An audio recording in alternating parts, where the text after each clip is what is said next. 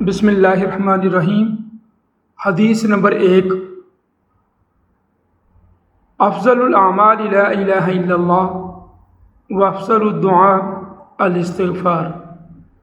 ترجمہ: سب سے زیادہ افضل عمل لا الہ الا اللہ ہے، یعنی اللہ کو ایک ماننا، اور سب سے افضل دعا استغفار ہے، یعنی اللہ تعالیٰ سے اپنے گناہوں کی معافی مانگنا۔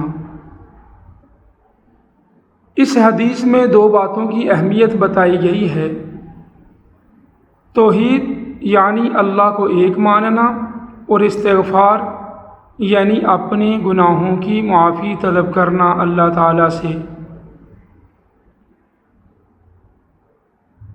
اسلام میں توحید کی اہمیت سب سے زیادہ ہے، یہ اسلام کا پہلا رکن ہے۔ دین اسلام کی بنیاد اسی پر ہے۔ توحید کا قرآن پاک میں کثرت کے ساتھ ذکر ہے۔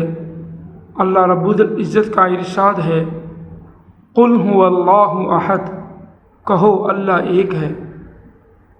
اور ایک جگہ ارشاد ہے: لا الہ الا ہو، اس کے علاوہ کوئی معبود نہیں ہے۔ اسی طرح حدیث پاک میں نبی اکرم صلی اللہ علیہ وسلم کا ارشاد ہے کہ بے شک توحید تمام نیکیوں کی جڑ ہے۔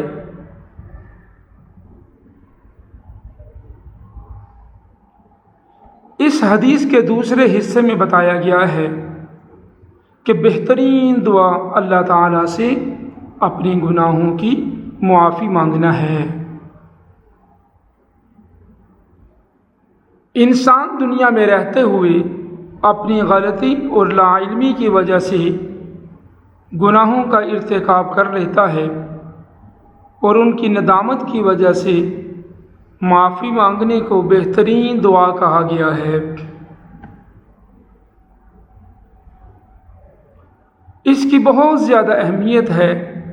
استغفار، گناہوں کی معافی مانگنا، یہ انبیاء علیہ السلام کی سنت ہے، اور قرآن پاک میں اللہ تعالیٰ کا ارشاد ہے: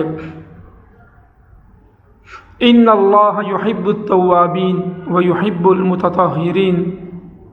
ترجمہ: بے شک اللہ پاک توبہ کرنے والوں کو اور پاک صاف رہنے والوں کو پسند کرتا ہے۔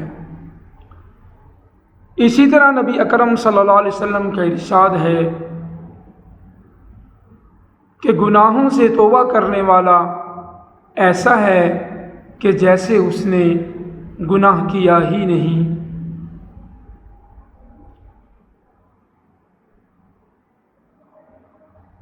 اس حدیث کا عملی زندگی سے تعلق یہ ہے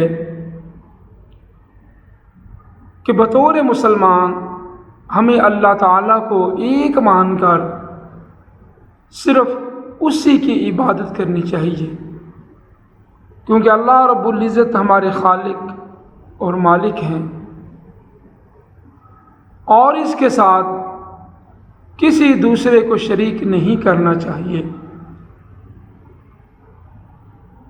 اور اس کے ساتھ ساتھ اللہ تعالیٰ سے اپنے گناہوں کی معافی مانگتے رہنا چاہیے، کیونکہ انسان جانتے بوجھتے ہوئے لا علمی کی وجہ سے بہت سے ایسے گناہوں کا ارتکاب کر بیٹھتا ہے جس کا بعض اوقات اسے علم بھی نہیں ہوتا۔